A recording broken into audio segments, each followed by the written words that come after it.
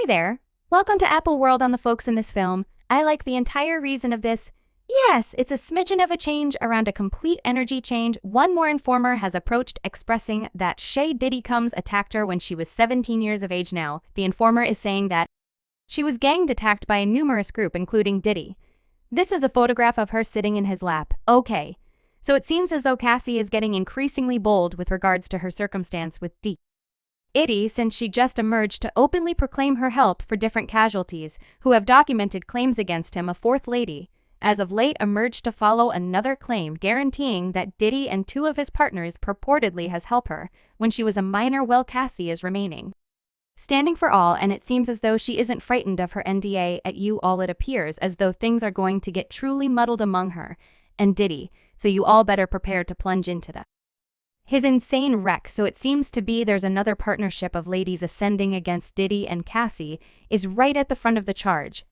It's not shocking that she would be viewing this extremely in a serious way. Thinking about that, she was the absolute first individual to follow a claim against Diddy, and she set the ball moving on this embarrassment. Furthermore, it doesn't seem as though this embarrassment will be ceasing to exist at any point in the near future, particularly considering the new claim that just came out several days prior. Now, every one of the claims have been awful. However, something doesn't add up about this new claim that makes it more evil than the other three claims, and it's presumably having to do with the way that she was a minor at that point, and she wasn't even finished with secondary school yet at the time that it happened. She documented the claim secretly, and she is just known by the pseudonym j.lo. She likewise settled on the brilliant choice to as the equivalent LWs that Cassie utilized when she recorded her own claim. Her legal counselors made an announcement saying Miss Doe has lived with her recollections of this portentous night for a considerable length of time, during which time she has experienced outrageous close to home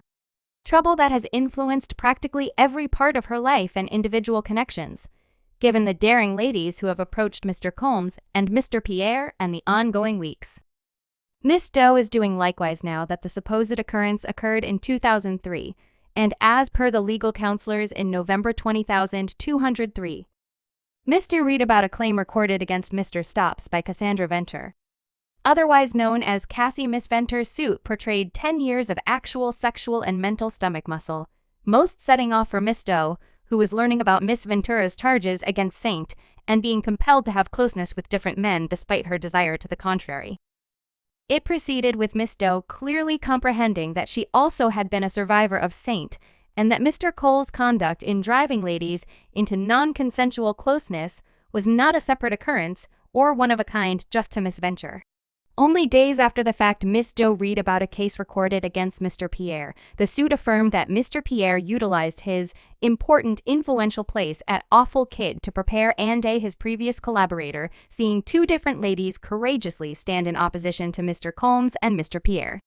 Separately gave Miss Doe the certainty to recount to her story. Also, the claim got going areas of strength for pretty giving an outline of the wrecked things that Diddy and different accessories purport S.A'd did to Jane Doe, saying they expressed explicitly in 2003 when she was just 17 years of age, and in the 11th grade Miss Doe was in posse as helped by Mr. Combs, Mr. Pierre, and the third S.A'd. Now the personality of the third S.A'd hadn't been uncovered right now.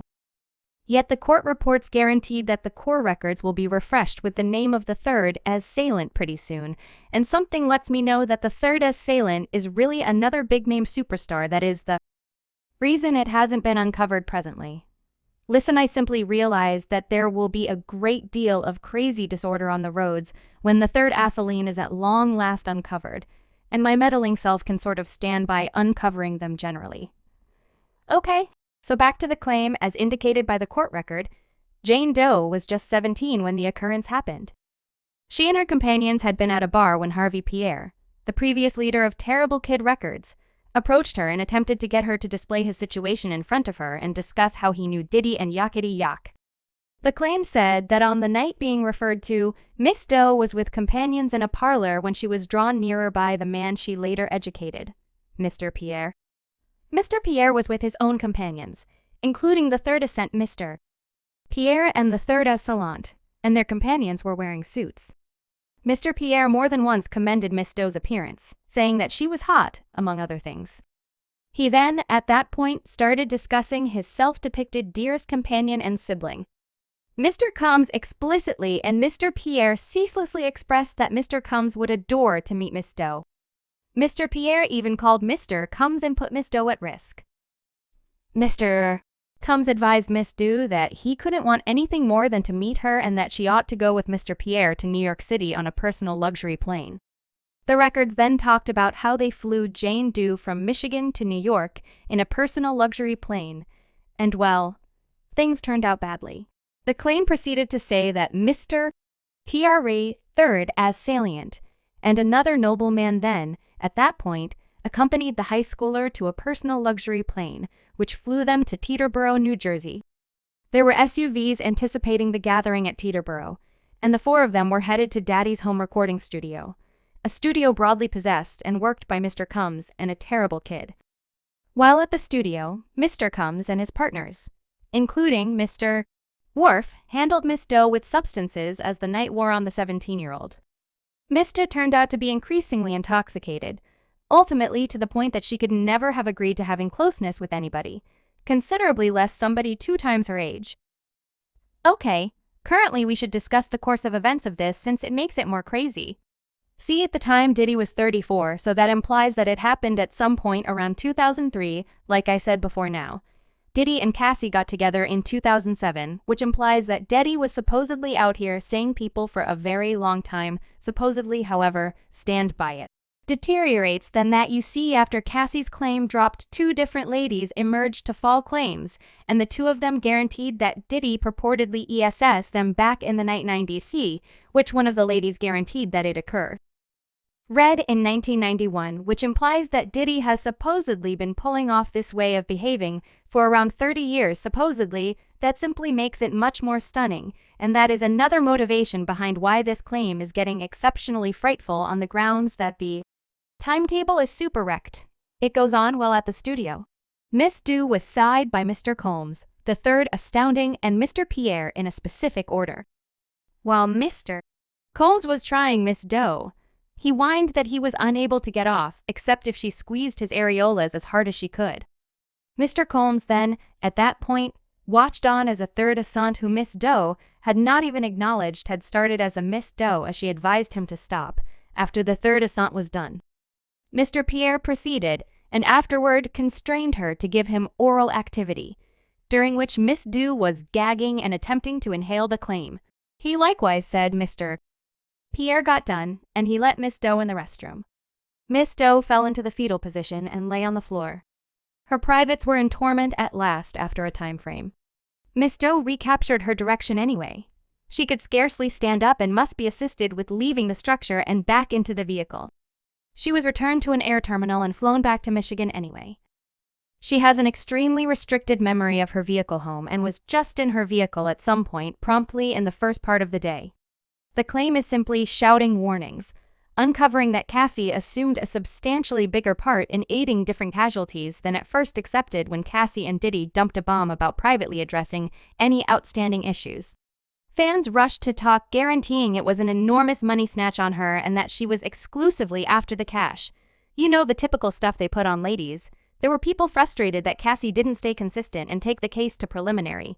They contended she might have really helped the world by declining to settle, proposing that a preliminary would have welcomed on far more to Diddy, that the claim did on the grounds that everybody was persuaded that there's another side to Diddy that we don't know in light of the fact that, listen, this man has been under a ton of public examination for a very long time. Obviously, individuals were ravenous for additional subtleties, and there were high expectations that the case planned to go to preliminary, so they were somewhat frustrated.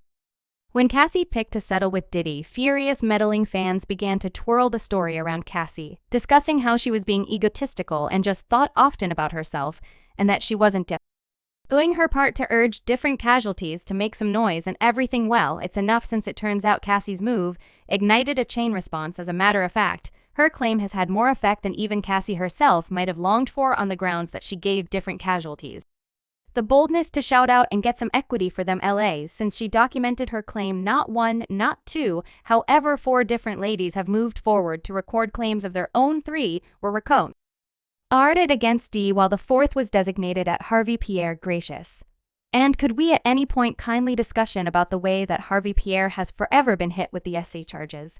A lady guaranteed that Harvey purportedly say her when he was the leader of Terrible Kid Records, and she was working at the Mark. As per those reports, the claim documented in New York High Court blames Harvey Wharf, previous president for Terrible Kid Diversion, and Terrible Kid Records of taking part in a draw. An out example of prepping yet anonymous collaborator prompting S.A'd of offended party and essay from roughly 2016 to 2017, Pierre S. plaintiff.